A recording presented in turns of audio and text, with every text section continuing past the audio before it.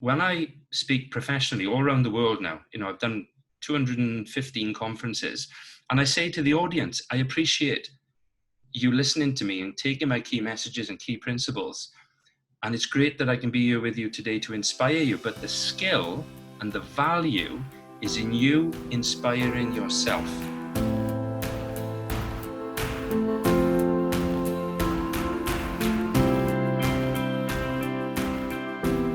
Thank you so much for taking your time out as well to speak to me today. So I really value your input and you being here for me as well through my journey. My pleasure. So for those who don't know, which would surprise me, I'd like to welcome Mark Colbourne, who is an epic inspiration in the world of cycling, as well as motivational speaking, as well as business. So welcome to the show and the summit and the podcast. Yes, thank you. Great opening. No pressure. No, not at all. So could you share with me a little bit of your story about what happens and the accidents that actually changed your life for you to start getting into cycling? Yes, very much so. I think first and foremost, I just want to thank you and Kieran, for inviting me along, to this summit this afternoon. It's 4 p.m. obviously in the UK. So for people watching live, Facebook, Zoom, wherever you are, obviously hi. And anybody watching this on the recording, obviously, thanks for pressing play, should I say. So yeah, sorry about the headset. I thought it's probably an easier way to make sure that the sound comes through, perfectly well. So my journey, my gosh, where did it all start? Well, obviously it started a long time ago, growing up in South Wales, having a dream. And I mean this, and we've spoke, I suppose, in depth about, dreams, aspirations as people, as children. But when I was 10, which was 40 years ago, I had this dream to become a professional athlete, because it was probably the only thing I was good at, if I'm honest. I was okay in school.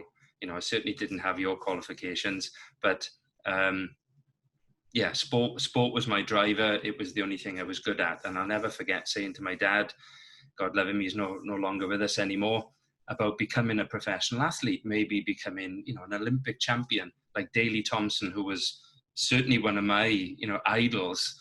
And my dad said, Mark, just go and work in the steelworks like everybody else, or go and work for the council, or maybe be a policeman. But, don't even contemplate this Olympic dream, But that dream stayed with me all my life, all through my, my teens, into my adulthood, and then into my mid to late 30s. I just had this incredible passion for paragliding. So if there's any, paragliding pilots, listening or watching, then you can probably relate to the feeling, that you get when your feet leave the floor and you literally just start to float and fly. So if I take the listeners back, take the audience back to the 2nd of May, 2009, so just over 11 years ago, and the club I was part of, we were flying above Swansea, above the Gower Peninsula, almost like a day like today, sort of really, really warm, blue skies. And that afternoon, unfortunately, whilst flying across the top ridge, probably about 40 feet above the ground, unfortunately, my canopy, 25 foot of nylon, just collapsed. A complete collapse. And listening obviously to your last guest, who was saying that when you're in the elements, you just never know what's going to happen. You can prepare for as much as you want, but when those curveballs get thrown at you, you literally have to cross everything. So yeah, it all started many years ago, and it nearly ended on the 2nd of May 2009. But touch wood, I guess somebody up there that afternoon was looking down on me, and it just wasn't my time. Yeah. So you literally fell from the sky with your parachute, which collapsed on itself. Yeah, just literally the canopy collapsed, came down from 40 feet, landed on grass, thankfully feet first. And, you can imagine the acceleration and the speed, as that sort of exponential speed, as obviously the further you fall, the faster you're falling.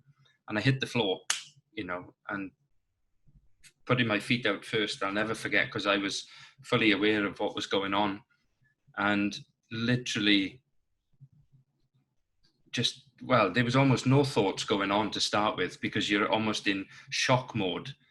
And obviously as I hit the floor, the canopy then re-inflated, and I got dragged for about 100 meters across the floor, fully conscious, which was probably bad enough in itself. So I suppose to bring that part of the question to a close, I got airlifted by the Wales Air Ambulance, who even to this day, 11 years on, you know, I owe them my life, you know, because they saved my life that afternoon. And obviously I got stabilized on a spinal board, and then obviously airlifted off to Swansea Hospital, to be told that night that after, you know, the MRI and the X-ray, that unfortunately I'd broken my back. And you think to yourself, did that doctor just say I broke my back? Because we think we're invincible, don't we? Yeah. You know, we think this $1 trillion machine is just invincible, unbreakable. But I had a huge thoracic fracture at T12. And for anybody listening, T12 is around your belly button level of, you know, of vertebrae in your spine. So as I hit the floor, T12 just literally cracked. So I ended up in hospital, 94 days on my back, you know, completely paralyzed from the waist down. And I don't mind sharing this, you know, I went through, you can imagine, a lot of confusion, you know, because people break an arm, 8 weeks later, they have the cast off, they go back to work.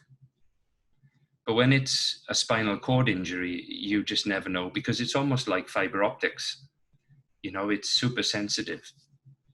So 94 days paralyzed, 6 months in hospital, 12 months then after I left hospital, rehabilitation, started to walk on crutches and a walking frame, and I've got drop foot. So I've got no push or pull in both feet, no plantar flexion, no dorsiflexion through the nerve damage.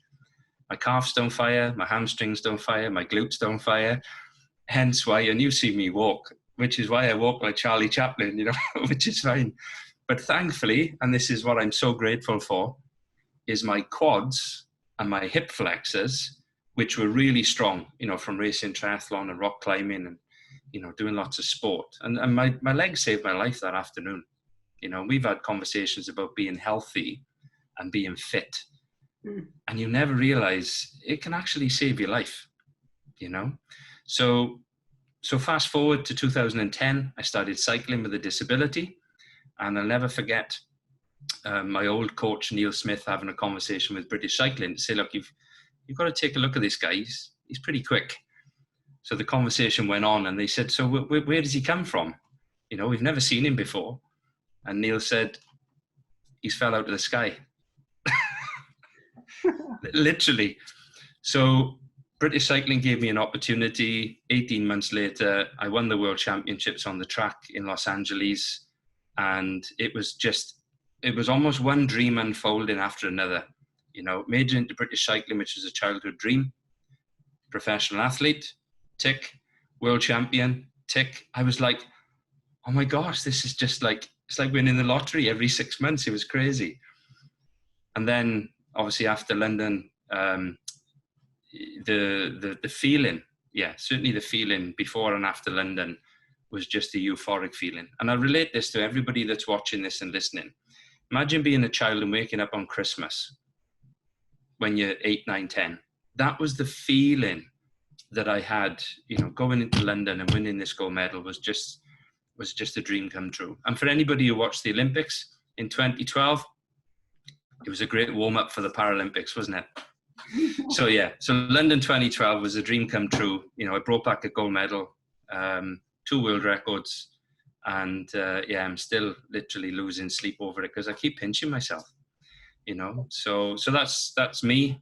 That's where I am today. I feel I've got 10 years, you know, of life experiences, and just so privileged that I can help friends, you know, like you and Kieran, you know, to achieve your lifetime, you know, dream, should I say, you know, yeah. Because as a world champion, you've been there before in triathlon, you know, in 70.3, is it?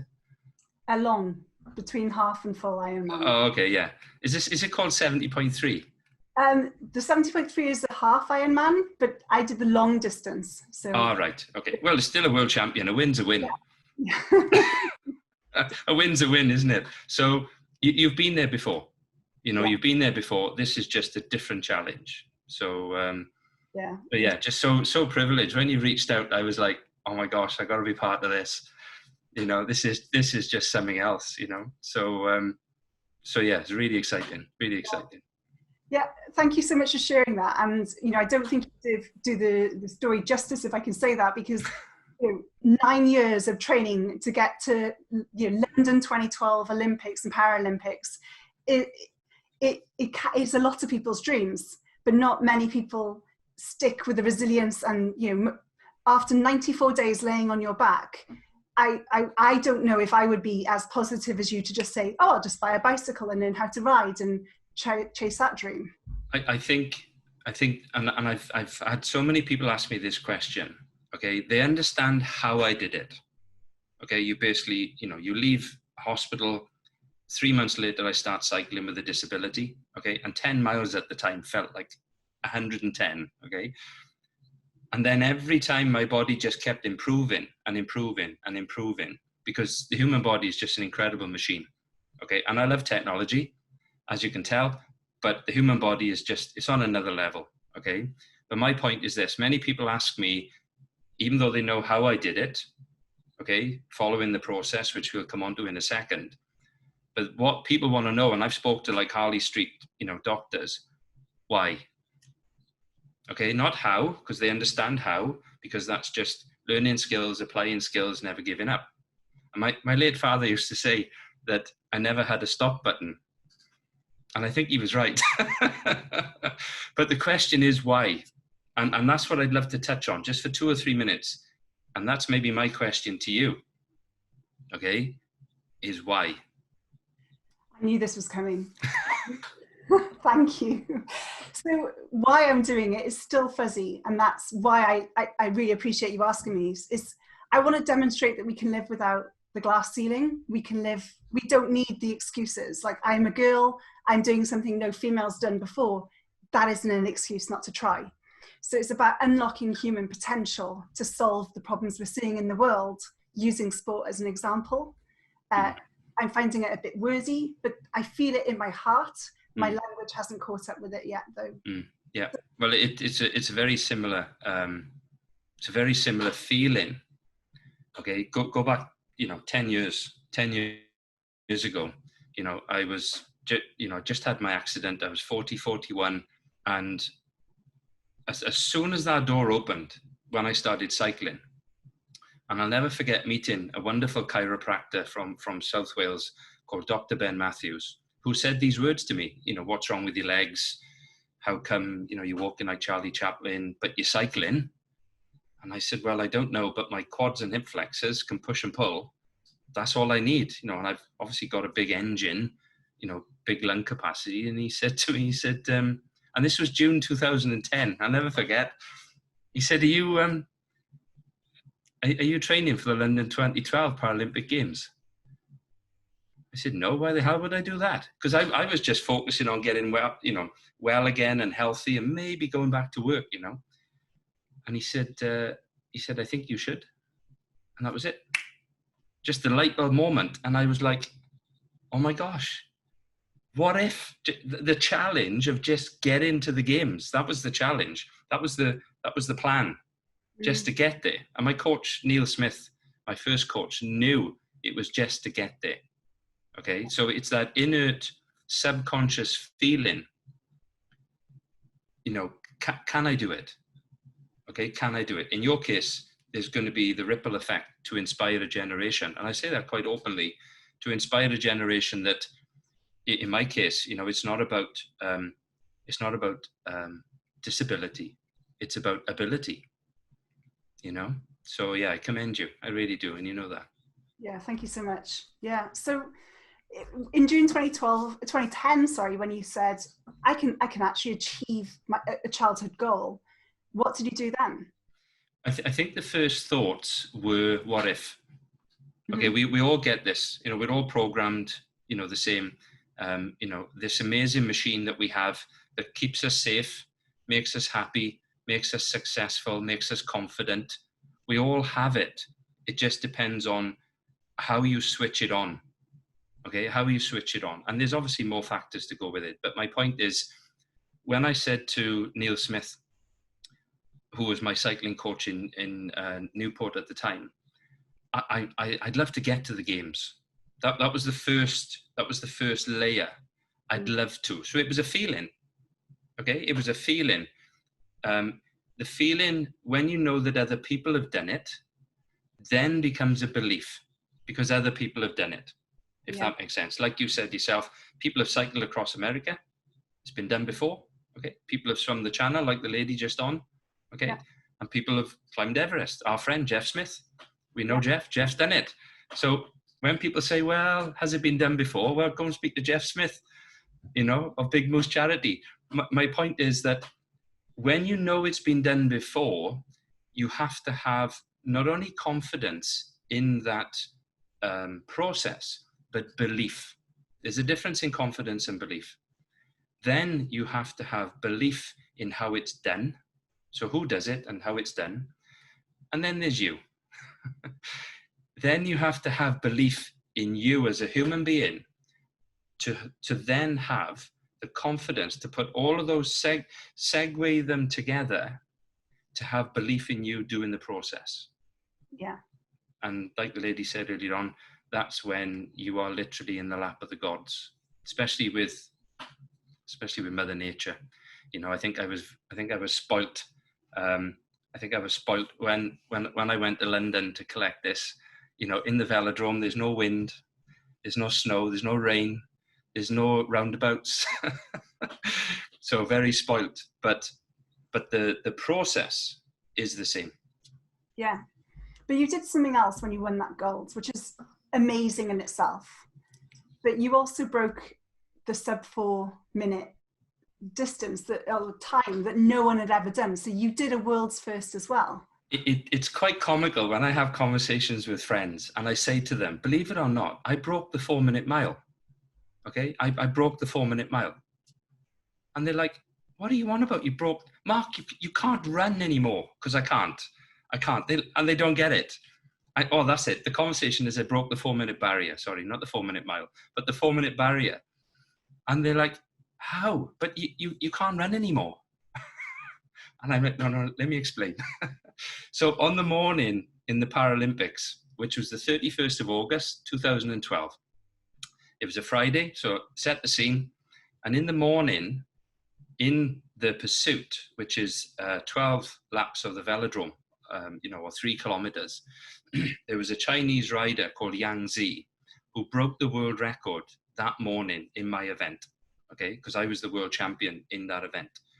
So I had the luxury of riding last in the qualifications, okay? So he broke the world record in my event. How rude, okay? So my coach from British Cycling, a wonderful gentleman called Tom Stanton, and Tom and I almost became like brothers in the end. It was a brilliant relationship. And Tom said to me, and I don't mind sharing this, you know the story, he said to me, Uncle Bryn. I don't know why they call me Uncle Bryn, I really don't. But he said, you've got to go under 4 minutes just to get into the final. Because Yang Zi's world record was 4 minutes, 0.5. Okay. So we set the schedule, 2 laps acceleration, 19 seconds then per lap, which is about 29.5 miles an hour. And that would get me then under 4 minutes, and then that would qualify me into the final. So we did it, and I smashed it. I literally smashed it by, I think it was nearly 6.5, nearly 7 seconds, okay? Because I wanted to ensure that I got into the final. Because obviously, if you're not in it, you can't win it. So then 4 hours later in the final, this is a great conversation that we had, based upon what schedule do you want to ride? And I said, Tom, do you know what?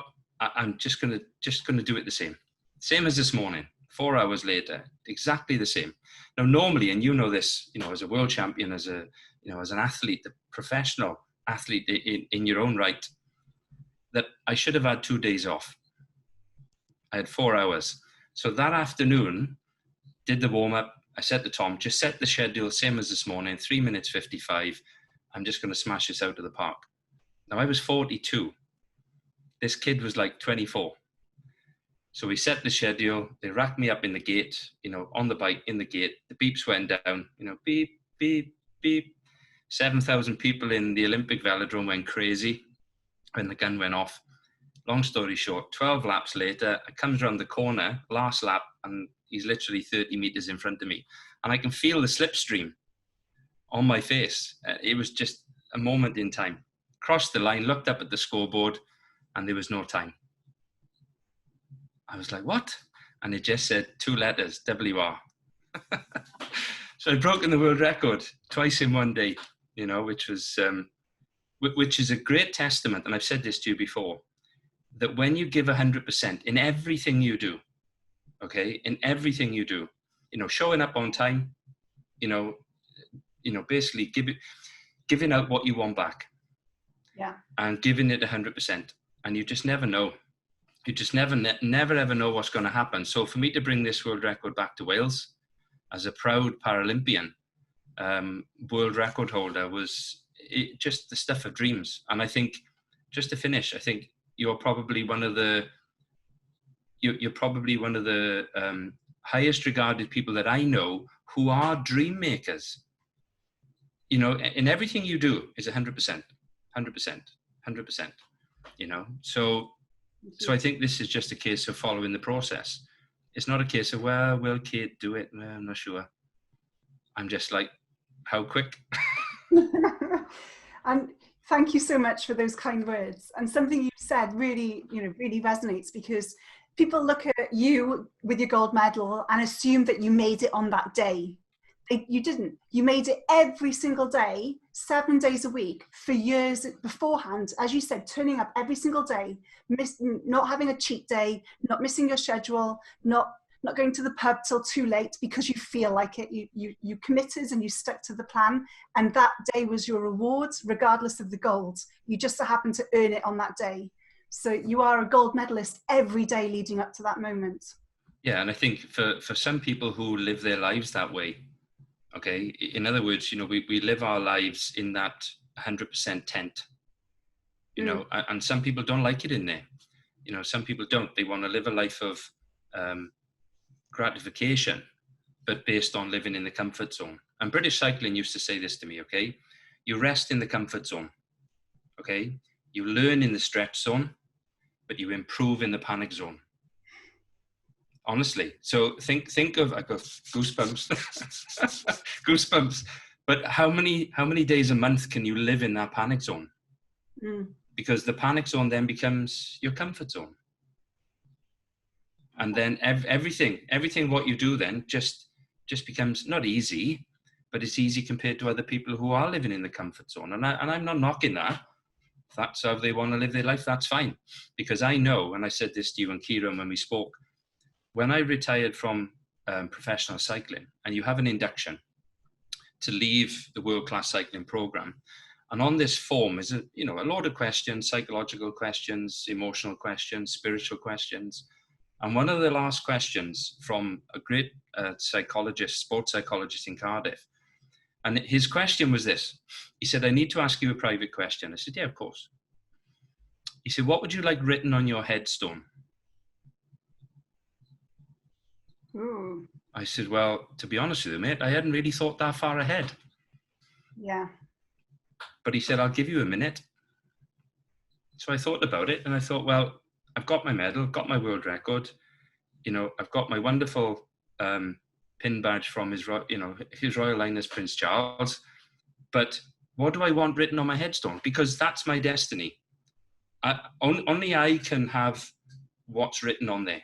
In other words, I'm going to formulate it. And I said, I know exactly what I want written on my headstone. I know I made a difference. Yeah, that's really powerful. And I wonder how many people actually use that reflection in their today, because a lot of us assume it's tomorrow or someday next week or next year, forgetting that we can start living like your headstone. I can make a difference today. Oh, 100%, 100%. And this is just to finish on me, because this is not about me. This is about helping you and Kieran to achieve something that one has never been done before. Okay, so who wouldn't want to be involved? Who wouldn't, you know? And I'll relate it back to when I was 10, and my dad, God love him, you know, when I was a little kid, just said these words to me about, you know, being careful with your life, your body, what you do, doing the right thing, integrity, accountability. And I was, not that I was a wayward kid when I was younger, but I just had so much energy, just so much energy all the time, you know? And he said, just be careful, Mark, because remember that one day in the future, tomorrow will be your last day. Yeah, very true. So for people listening on this call, when I speak professionally all around the world now, you know, I've done 215 conferences, and I say to the audience, I appreciate you listening to me and taking my key messages and key principles. And it's great that I can be here with you today to inspire you, but the skill and the value is in you inspiring yourself. Because I can't be with you tomorrow when you go back to work. Okay, but it's how you show up. So in other words, you know, how you do, think about this. How you do anything is how you do everything. Yeah. You know? So. Wow, that's really powerful. Thank you so much, Mark. I'd love to chat more. I know we will later in the month. We've got a few calls scheduled as well about nutrition and about some, you know, less glamorous things we say about getting me to my world's first accomplishment. If it's okay with you, I'd like to end with 5 questions that I'm curious. Sure. Yeah. I'm obviously conscious of the time as well. Yeah, no, I've got my eye on that as well. So, and by the way, fire away. I've just had a note from my cycle coach, Ricky Ray Wilson, who says you are so inspirational, and he's learning so much and getting very motivated. We haven't got started yet, Ricky. Honestly, I'll let you into the secret squirrel club. Yeah, so thank you. You're inspiring people from Texas as well, which is great. Brilliant. Good. So the first question is, what one skill do you think leaders need today? One skill leaders need today. You can lead. You can be a leader even if you're leading one person.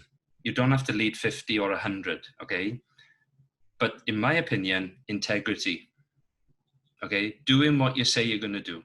Okay, don't say it and think, oh, just forget it.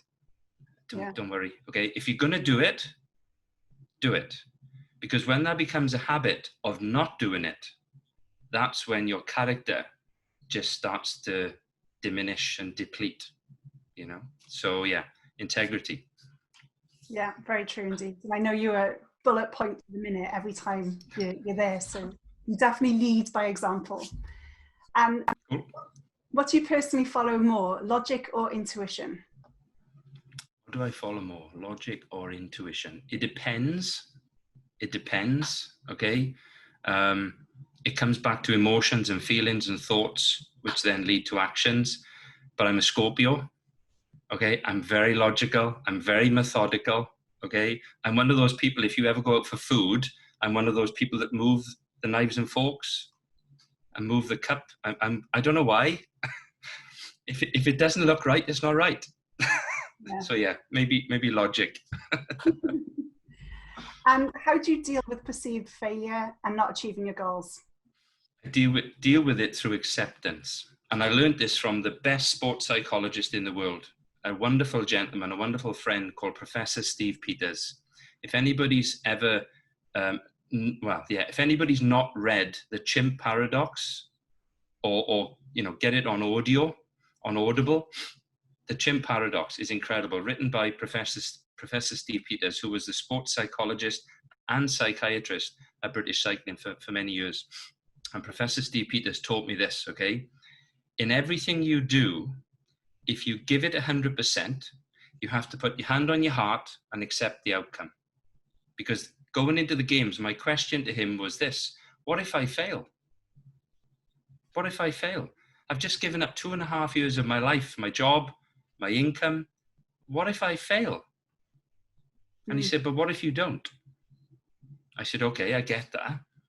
But he said, well, what's your concern? What are you thinking about? What's making you worry? Because he keeps looking at your eyebrows. Because if your eyebrows are clenched, it means that you're tense, you know? And I said, well, I'm just really scared of failing. He said, okay, let me ask you this question. When you race in these races, will you give them 99% and just keep your fingers crossed that you're going to win? Or are you going to give it absolutely 100% nuclear effort? I said, well, I'm going to give it 100%. Of course I am. He said, so what are you concerned over? Because if you give 100%, whatever the outcome is going to be, it's going to be. You can't change it. 101% or even 110% doesn't exist. Mm. It's 100% maximum effort, accept the outcome and go, I did my best. Yeah, very true. Yeah, we get less attached to the outcome and more focused on giving our best every single time towards it. Yeah, very true. And what keeps you motivated every day? This is personal. Okay, so don't tell anybody. Is the appreciation and gratitude of time. Think about this. This is a 10-second exercise, okay? Think about this. It's gone. And when it's gone for good, forever. So time, in my opinion, is the only commodity that we can never, ever buy back. Okay? And I've done exercises with people where you draw a square and you, at the bottom, you basically scribble out your life as it's gone, because it's gone. And then you look at your life ahead of you. So say we live to it 80, 85 maybe. So you're going to sleep for a percentage. You're going to shop, shower, eat, train, sleep, whatever. And that little box that's left is called your life. Yeah. Yeah, make it count. And that's what fires me up. Yeah, wonderful. Sorry. No, wonderful, thank you. And to everyone listening, what one message would you like to leave us with? Be the best you can be, okay? And do not ever have any regrets, because I suppose when you get to later life, you haven't got time then, have you? Make mistakes when you're 20, 25, maybe 30. Okay, but when I had that opportunity to go to London, 2012, represent my country, inspire a generation, live out the childhood dream, I didn't know how to get there. I use the Sir Richard Branson's, phrase, just say yes, and then figure out how to do it. Yeah, very true. Well, Mark, thank you so much. I really value your time and your input, as well as your knowledge. And to anyone else listening, how can we keep in touch? Well, markcolbourne.com obviously is the website, for inquiries, for speaking, for mentoring, for coaching. We do obviously lots of workshops, obviously more workshops online recently, thanks to the pandemic. But yeah, obviously Twitter at Mark Colbourne, and obviously Mark Colbourne on Facebook as well. But once again, thank you very much, and obviously wishing you all the very best for the next 2 years. Thank you, Mark. I really appreciate your time. My pleasure. Thank you for being here. Take care. Take care. See you. Bye.